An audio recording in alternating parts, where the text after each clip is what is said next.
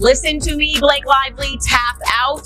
Tap out. Call Uncle right now. Please take my advice. I don't feel like I am like Octagon side UFC fight, and you're like, oh my gosh, is this guy's neck gonna get snapped? Please just tap out. Be done. Be done with this. Ref, please call Blake Lively and Ryan Reynolds out. Just call this out. Because I'm telling you, they are not going to win this. Parties in court meeting for the first time in court today. It was about a 90-minute hearing. This isn't going to end well for you, Blake. Sorry. In a world where sometimes people judge you before they give you a chance. I'm just going to tell you, you're going to have to wait and see. It's coming up soon. The lawyer also wrote the website that was put out this weekend, saying Blake's lawyer also complained about Justin Baldoni's new website dedicated to the case, telling the judge they think this is improper. Brian Friedman, his lawyer, defended this, saying that Blake's team is doing the same thing, citing the New York Times article where Blake first made her sexual harassment claims against Justin. He says the paper only gave Justin 12 hours. You won't believe the chaos that just unfolded in court. Blake Lively is in serious hot water, and things aren't looking great for her. It's crazy how quick people are to judge without knowing the full story, but just wait for what's coming next. The tension skyrocketed when Blake's lawyer tried to use Justin Baldoni's new website about the case as evidence, calling it improper. But Justin's fierce attorney, Brian Friedman, wasn't having any of it. He fired back, pointing out that Blake's team did the same thing when they dropped the bombshell sexual harassment allegations in the New York Times, giving Justin only 12 hours notice. To make matters even more intense, it only took Justin 90 minutes to secure a major win in court against Blake and her legal team. Blake's side was absolutely stunned, but this isn't the end of the battle. It's just the beginning. Justin has already scored his first victory, and things are looking grim for Blake. For those who haven't been following the drama, here's the scoop. Blake Lively hit Justin with a massive $250 million lawsuit for sexual harassment. But Justin wasn't just going to sit back. He responded with an even larger $400 million countersuit for extortion and defamation. The drama is just getting started, and trust me, this saga is far from over. Justin Baldoni is now suing his former co-star Blake Lively and her husband Ryan Reynolds, seeking more than $400 million in damages, accusing them of defamation and... Darlings, it's finally happening.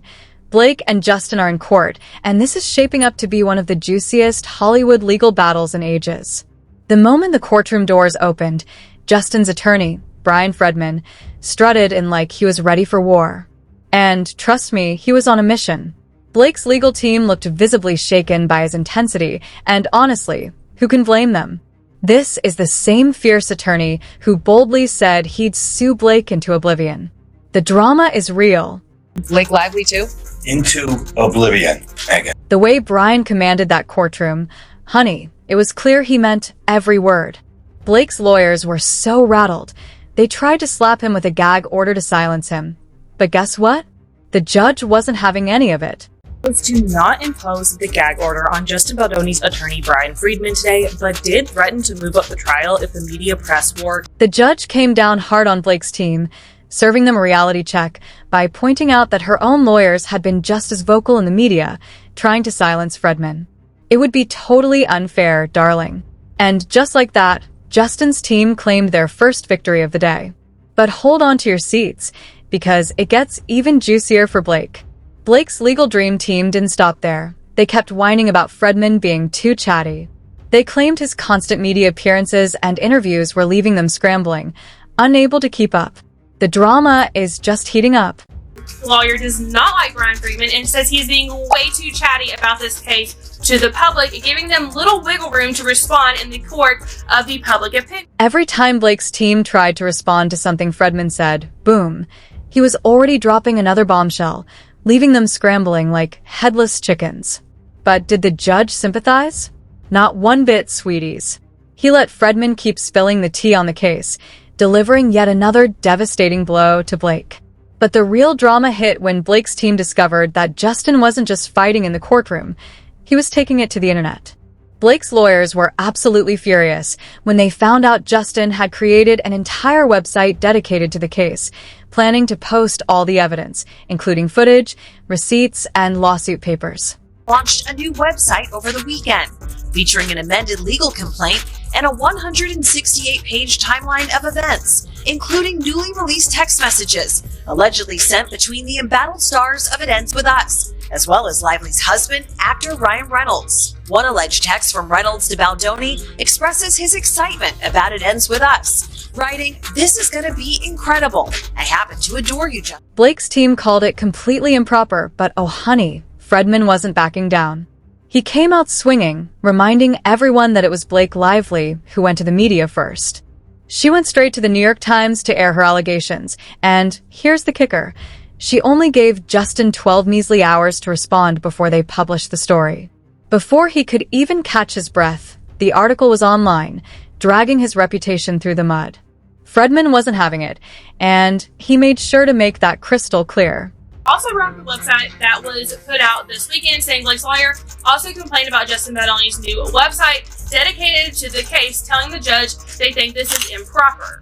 Brian Friedman, his lawyer, defended this, saying that Blake's team is doing the same thing, citing the New York Times article where Blake first made her sexual harassment claims against Justin. He says the paper only gave Justin 12 hours. If Blake could use the media to broadcast her side of the story, why couldn't Justin do the same?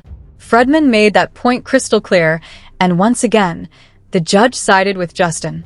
But then came the most dramatic moment of the day. Blake's lawyers practically begged the judge to let her choose who would question her during the deposition, obviously trying to avoid Fredman.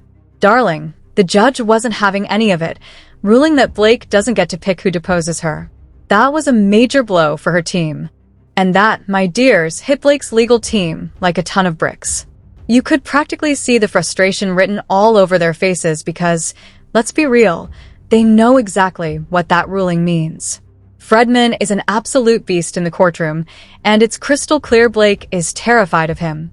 Now, for those who might not be familiar with legal drama, a deposition is when someone is questioned under oath, and everything they say can be used in court.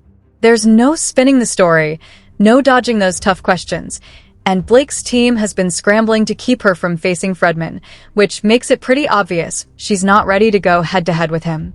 Let's think about this for a minute, sweeties. If Blake truly believes in her allegations, why is she so scared of a deposition? Why is she dodging Fredman like he's the boogeyman?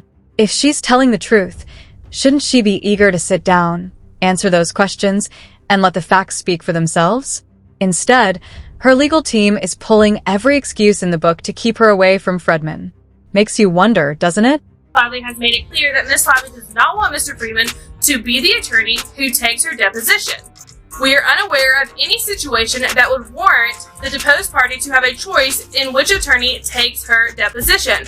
Parties to litigation simply do not have the right to decide which of the other opponent's attorneys may or may not take their deposition or perform any other aspects of the opposing party's case. And essentially, the judge agreed and told her lawyer that she does not get to choose who deposes her. The judge wasn't buying any of Blake's team's excuses and shot down their request, securing another win for Justin. By the time the hearing wrapped up, it was crystal clear who came out on top. Justin and his team were practically glowing with victory, while Blake's team faced loss after loss.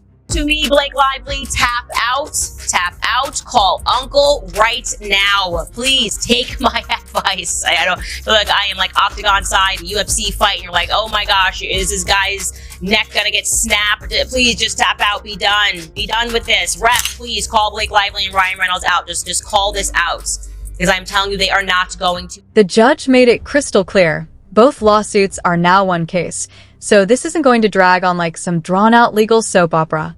We're headed for one wild courtroom battle. And guess what? The trial is set for March 2026, unless they manage to settle before then. But let's be real, darling. If this thing actually goes to trial, Blake is in serious trouble. And don't forget, this isn't just a legal fight. It's a battle for public opinion too. Blake's perfect image is already taking a massive hit. Fans are divided. Some are still standing by her, while others are throwing serious side-eye at her motives. Meanwhile, Justin is out here collecting all the receipts, making sure he has every single piece of evidence he needs to clear his name and flip the script on Blake. That website? It's clear he's not backing down. Honestly, it's genius strategy. Blake used the media to throw shade at him, and now he's using the internet to fight back. So here's the real question. Should Blake swallow her pride and apologize before she digs herself into an even deeper hole? If she doesn't find a way out of this, she could be staring down a $400 million price tag to Justin Baldoni. And let's talk about Ryan Reynolds. Where is he in all this drama? If Blake takes this loss, it's going to hit them hard. $400 million is more than both of their combined net worths. Maybe it's time for Blake to eat a little humble pie and try to fix things before the court completely demolishes her. Let's be honest, losing this case means losing $400 million she'll never get back. Money that could end her Hollywood career for good. Even with Ryan's wealth, a financial blow like this could be a game changer. And that's if her career even survives the hit. If she loses, it's not just about the money. She'll be losing her credibility, her reputation, and any chance of being taken seriously again. Hollywood loves a juicy scandal, but it also loves a winner. And right now, Justin's the one holding all the cards. One thing's for sure, darling. This legal war is far from over, and we're all here for it.